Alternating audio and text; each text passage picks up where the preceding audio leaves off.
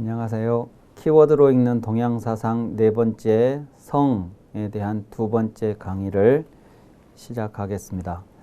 이제 지난 시간에 이제 성균관을 중심으로 우리 안에 있는 이제 성인들의 개략적인 내용들을 말씀을 드렸습니다. 오늘은 이제 조금 더 고전으로 들어가서 이제 성인에 대한 말씀을 드리려고 합니다. 이제 성인 그러면 이제 보통 동양의 전통 시대의 성인이라고 하면 동양 고전에 등장하는 이런 분들이 소위 말하는 성인들입니다. 요, 순, 우, 탕, 문무, 주공, 공자, 맹자 이제 이런 분들인데 요순은 이제 요임금이 임금이었고 순이라고 하는 분은 농사를 지었던 농부였는데 이제 요임금의 후계자로 지정이 되고 선택을 받아서 이제 후계자가 됩니다.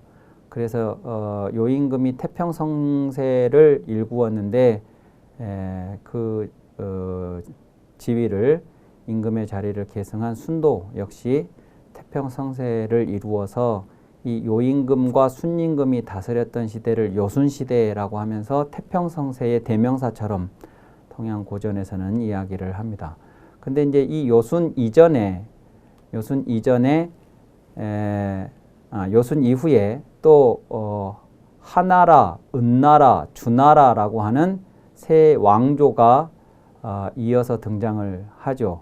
그래서 하나라를 열었던 인물이 우라는 우임금이라고 하는 분이고, 은나라를 연 분은 탕림금이고, 주왕조를 열었던 분은 무왕인데 그 무왕의 아버지 문왕 때 이제 주왕조를 열 수 있는 모든 준비를 이제 갖추어서 문무를 함께 병칭을 합니다. 그래서 요, 순, 우, 탕, 문무 이렇게 이제 되는데 이 요순 이전에는 흔히 이제 삼황 오제가 있었고 저 황의 시대가 세 분이 있었고 제라고 불리웠던 임금의 시대가 5분이 있었는데 그분들을 삼황 오제라고 칭하는데 그 5분의 제들 중에 4번째, 5번째에 해당하는 분이 요순입니다. 그래서 이제 그 이전에 임금들은 많이 거론을 하지 않고 특히 유학에서는 이제 저 요순을 집중적으로 많이 이야기를 하는데 그래서 오제 중에 저 2분만을 떼어서 이제라고 부르기도 합니다. 2분의 제 임금이다. 그래서 이제 황이라고 불리웠던 이름의 임금들이 있었고 제라고 불리웠던 이름의 임금들이 있었습니다. 그 다음에 이제 하은주 3대 시대의 임금들은 왕이라고 불렸습니다. 왕. 그래서 삼왕이라고 하는데 요순을 이제라고 하고 하은주를 개창한 임금들을 삼왕이라고 불러서 이제 삼왕이라고 보통 많이 이야기를 하죠.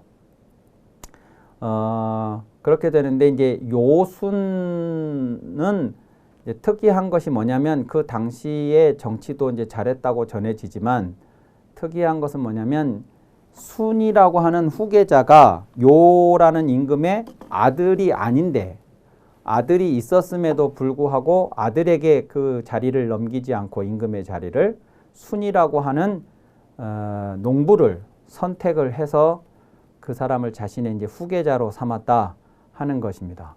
그리고 그렇게 임금이 된 순도 역시 자기 아들이 있었으나 아들에게 자리를 넘기지 않고 우라고 하는 신하 중에 이제 뛰어난 신하에게 임금의 자리를 넘깁니다. 이제 그렇게 자기 자식에게 임금을 세습시키지 않고 뛰어난 신하들 중에 선택을 해서 그에게 제위를 임금의 자리를 넘기는 것을 선양이라고 그럽니다. 선양. 그래서 요에서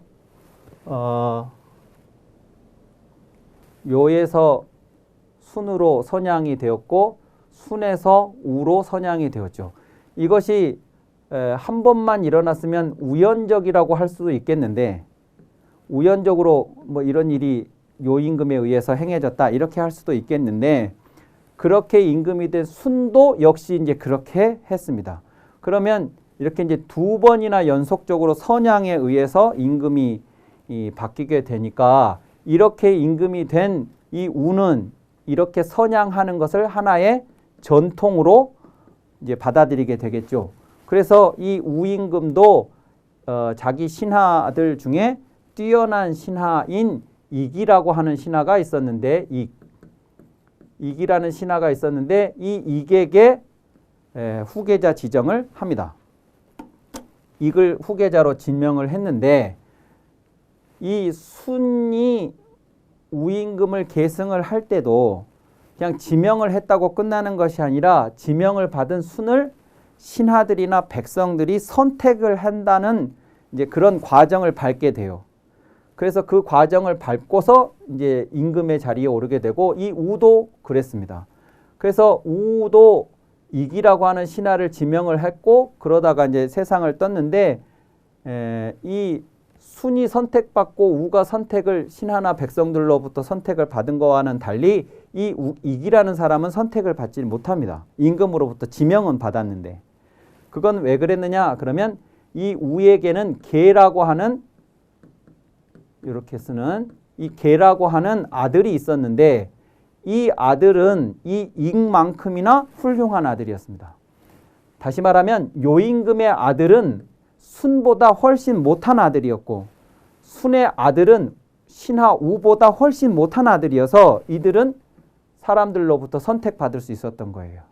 아들을 선택한 것이 아니라 이들을 선택한 거였죠. 그런데 이 이기라는 신하는 훌륭하기는 했으나 이 아들이 또 훌륭해 버렸기 때문에 이게 같은 값이 되면 우리들을 훌륭한 정치로 다스려 주었던 이 임금의 아드님이 우리의 임금이 되었으면 좋겠다고 사람들이 생각을 하게 된 거죠. 그래서 걔를 선택을 하게 됩니다.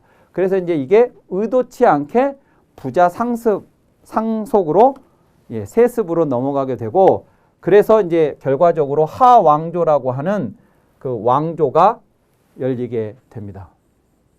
그래서 그 이후로 걔가 임금이 된 후계자가 된 이후로는 계속해서 임금들이 아들에게나 동생에게나 혹은 손자로 이렇게 계승이 세습이 되게 됩니다. 그래서 이제 하라는 왕조가 계승이 되죠. 그래서 그랬는데 이 하 왕조의 마지막 임금이 거리라는 임금이죠. 이 거리라는 임금이 폭군입니다. 그래서 거래 신하 중에 탕이라고 하는 신하가 있었는데 이 탕이 결국 신하로서 임금을 제거하고 이제 새로운 왕조 은왕조를 열게 됩니다. 그리고 이제 한동안 이제 이 왕조가 지속이 되다가 은왕조의 마지막 임금인 주라고 하는 임금이 역시 걸만큼이나 폭군이었고 그 폭군이었던 임금을 무왕이라고 이제 나중에 불리우는 이 신하가 제거를 하고 주왕조를 열게 되죠. 그래서 이 은왕조와 주왕조는 혁명으로 탄생을 한 왕조들입니다. 그리고 이 주왕조가 한동안 지속이 되다가 주왕조 말기에 우리가 이제 잘 아는 춘추 전국이라고 하는 시대가 도래하게 되죠.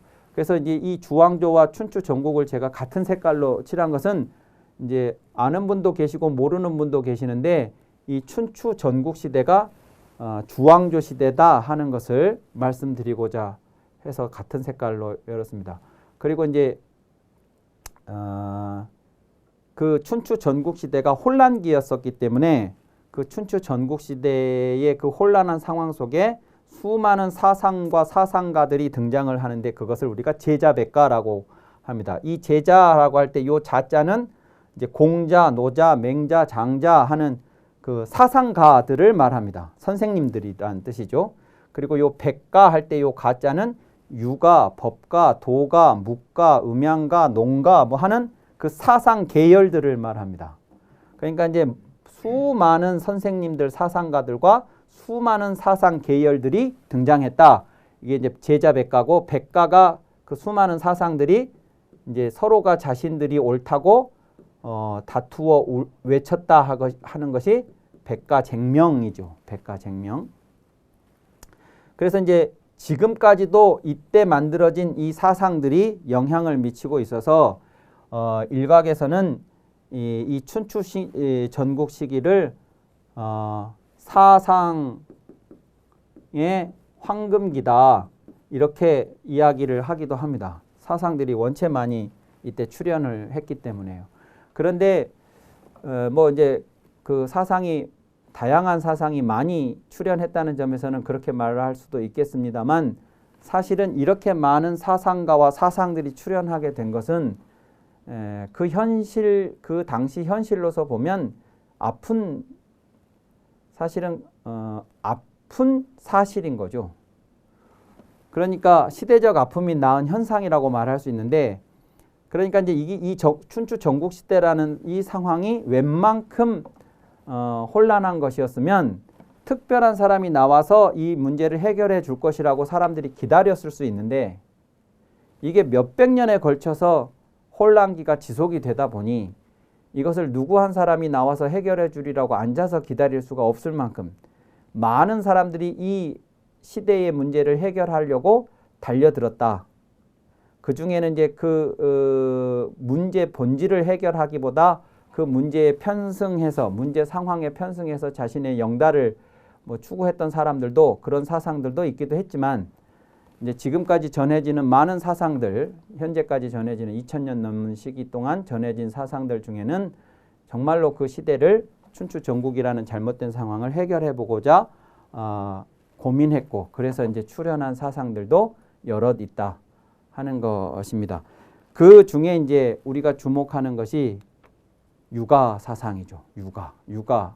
백가 중에 유가가 있고, 그 유가를 개창한 인물이 공자라고 하는 인물입니다.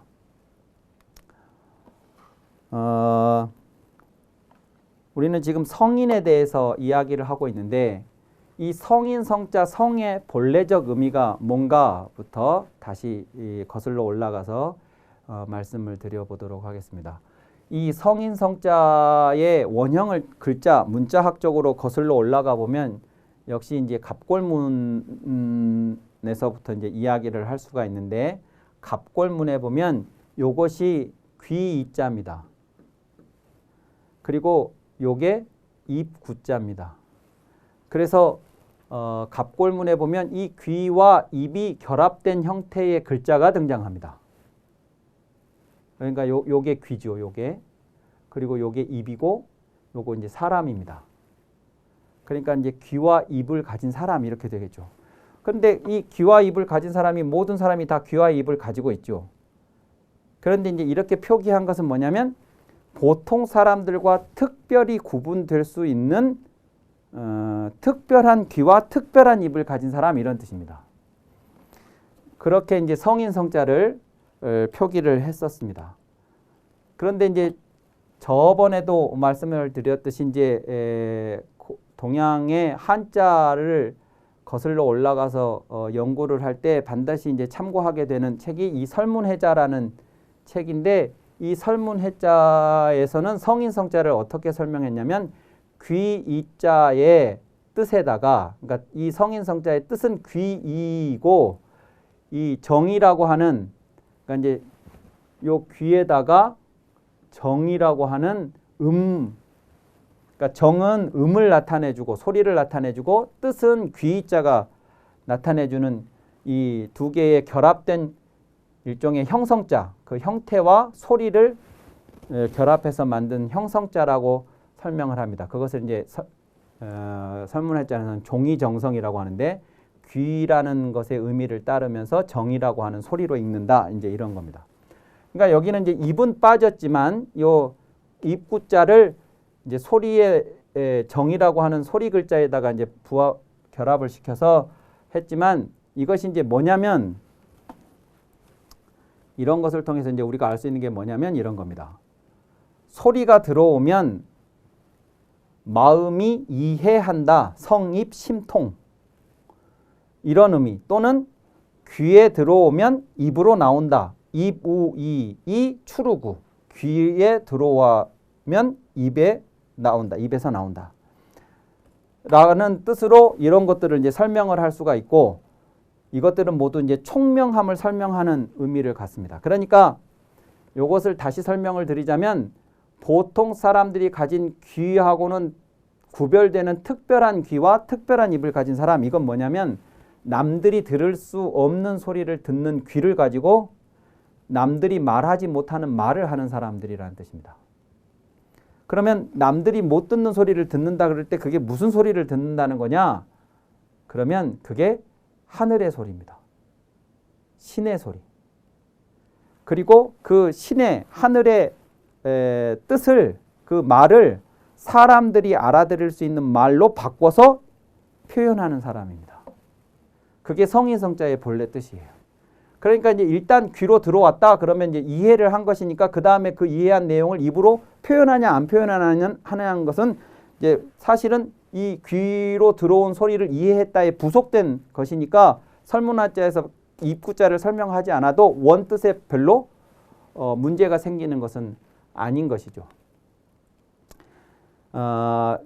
그 전국시대, 춘추 전국시대에 만들어진 책 중에 국어라는 책이 있는데 이 국어의 초나라 역사를 기록한 초어라고 하는 편이 있어요. 그 초어의 하권에 보면 이런 내용이 나옵니다. 그 지혜로움은 위와 아래를 헤아릴 수 있고 그 성스러움은 멀리까지 빛이 퍼져서 밝게 할 수 있으며 그 눈발금은 모든 것을 밝게 비출 수 있고 그 귀발금은 모든 것을 모조리 이해할 수 있습니다. 이와 같다면 밝으신 신명이 강림하나니 그가 남자이면 격이라 하고 여자이면 무라고 합니다. 이것이 무경입니다. 무격. 남자면 격, 여자면 무 이렇게 한다는 거예요. 근데 이 무격은 뭐냐면 신명이 강림하는 사람입니다. 신이 강림하는 사람. 근데 그 신이 강림하려면 조건이 있는데 그 지혜로움은 이래야 되고 성스러움은 이래야 되고 눈발금은 이래야 되고 귀발금은 이래야 된다는 거예요. 어떤 사람이.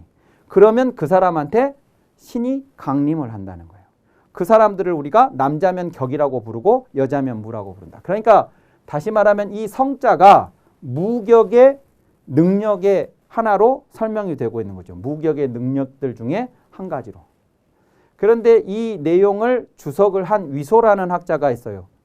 서기 2세기, 3세기에 살았던 위소라는 학자가 이 글에 대한 주석에서 이렇게 얘기했습니다. 무와 격은 반드시 여자와 남자로 구분할 필요는 없다. 여기는 남자면 격, 여자면 무라고 했지만 반드시 여자, 남자를 구분할 필요는 없고 무격은 중요한 것은 뭐냐면 무격은 귀신을 보는 사람, 견귀자.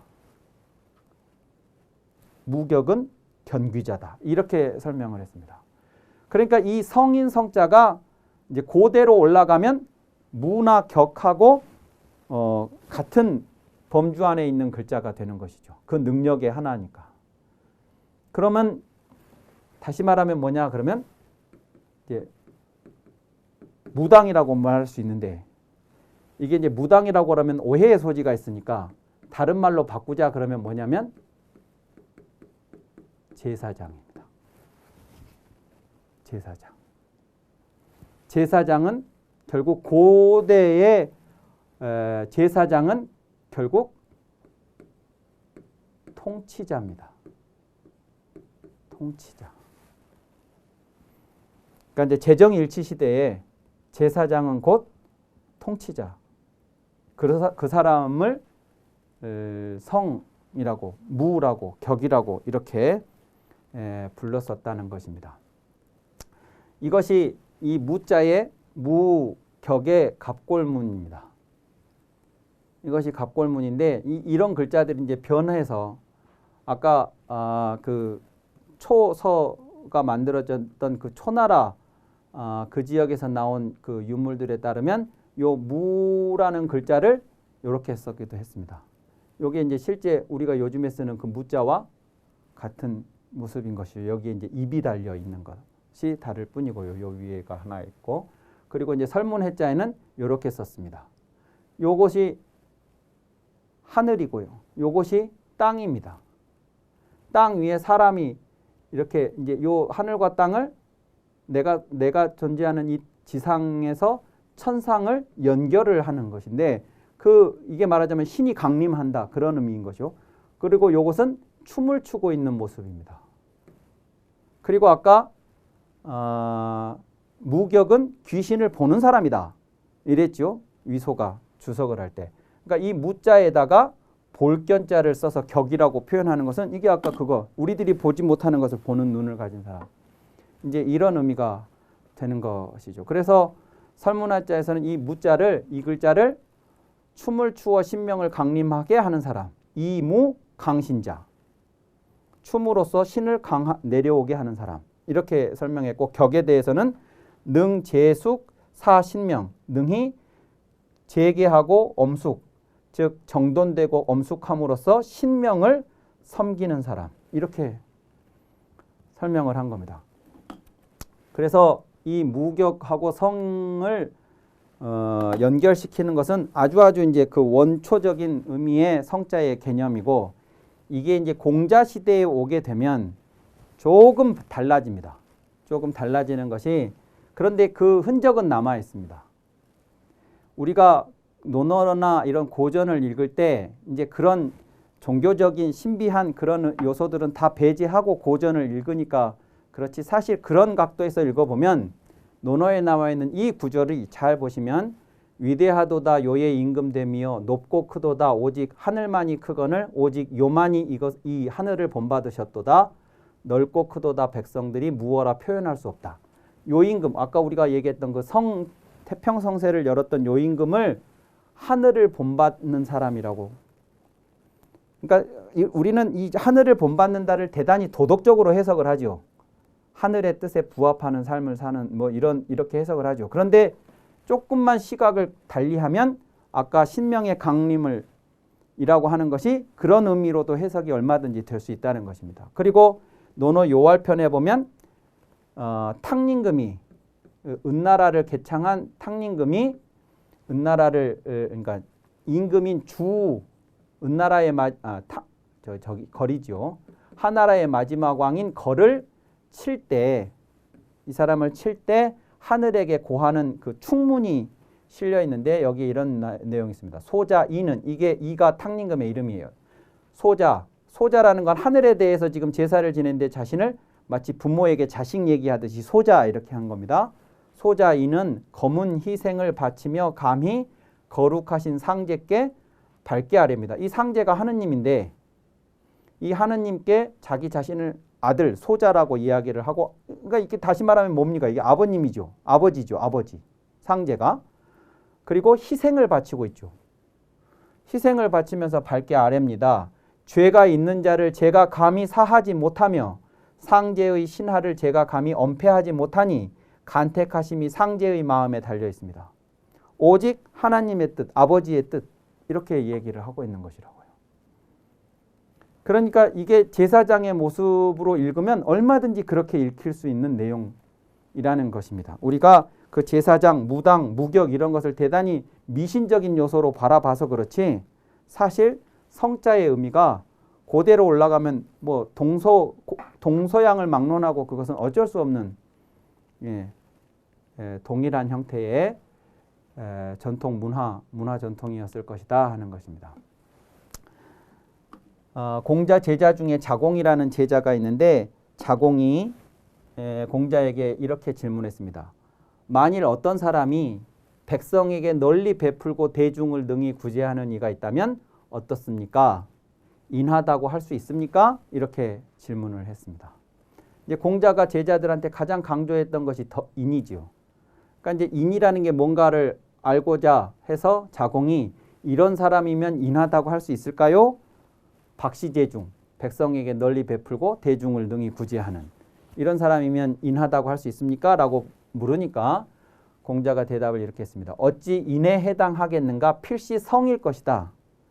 그러니까 이런 것은 박시제중은 인을 넘어서서 인보다도 더 차원이 높은 성일 것이다 라고 얘기를 하면서 이제 그 성의 이 성스러운 군주의 대표격으로 요임금과 순임금을 이야기하면서 요임금과 순임금도 이 점에서는 부족하다고 여기셨다 이랬습니다. 그러니까 아까 우리가 앞에서 봤던 것은 이제 제사장 형태의 요임금과 순임금이었던 것을 공자는 박시재중이라고 하는 이걸 가지고 요임금과 순임금을 해석을 한 겁니다. 그러니까 이것을 이제 학자들이 어떻게 얘기하냐면 주술의 도덕화, 그러니까 주술적인 요소를 도덕적인 요소로 바꿔놨다. 공자가 재해석을 한 것이다. 고대 인물들을. 그 다음에 종교의 학문화 이렇게 정리를 합니다. 그러니까 종교적인 것들을 이제 학문적인 내용으로 이렇게 이제 변모를 시킨 재해석을 한 것이라는 거죠. 그래서 조금 그 이전하고는 시각을 달리하고 있지만 여전히 공자에게서 성은 곧 요임금이나 순임금과 같은 왕들이었어요. 이 성인 성자가 임금의 수식어로 계속 따라 붙거든요. 조선시대까지도. 임금님의 은혜가 성은입니다. 그분이 진짜 그 임금님이 성인이냐 아니냐는 중요한 게 아니에요. 그냥 임금님의 은혜는 모두 성은이에요. 임금님의 마음은 성심입니다. 임금님의 귀는 듣는 귀는 성심 또 성청 모두 임금들은 다 성으로 표현이 돼요. 그 전통은 뭐냐? 그러면 처음 통치자를 표현했던 말이 제사장 성이었기 때문이에요. 그 전통이 남아서 그렇게 되었던 것이죠. 재미있는 것은 우리가 잘 주목하지 않아서 그렇지 공자는 결코 그의 제자들을 포함한 누구에게도 성인이 되기를 요구한 바가 없습니다. 너는 어디에도 제자들한테 너 성인 되라 이런 말은 없어요. 왜냐하면 공자에게 성인은 왕이기 때문이에요.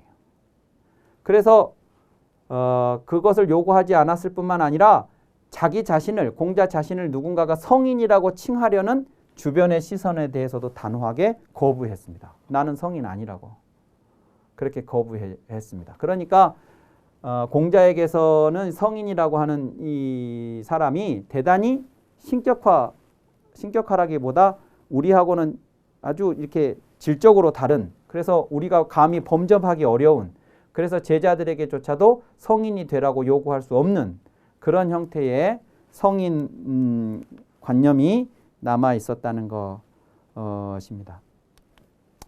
그래서 공자의 이제 도통을 보면 이 도통이라는 말을 이제 제가 이 주제와 관련해서 계속 말씀을 드릴 텐데 이 도통이라고 하는 것은 그러니까 이제 아버지에서 아들로 손자로 이렇게 내려가는 계통을 혈통이라고 하지요. 혈통.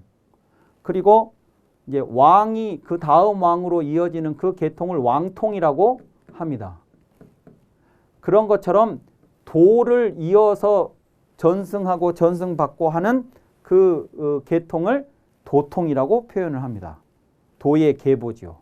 근데 공자가 생각했던 도의 계보는 요순, 우탕, 문무, 주공 이런 분들인데 이분들은 전부 성왕들입니다. 왕들입니다. 물론 주공은 천자는 아니지만 천자에 준하는 위상을 가지고 천자의 역할을 대행했던 분입니다. 그래서 공자에게 성인은 누구냐? 그러면 전부 성왕들이었어요.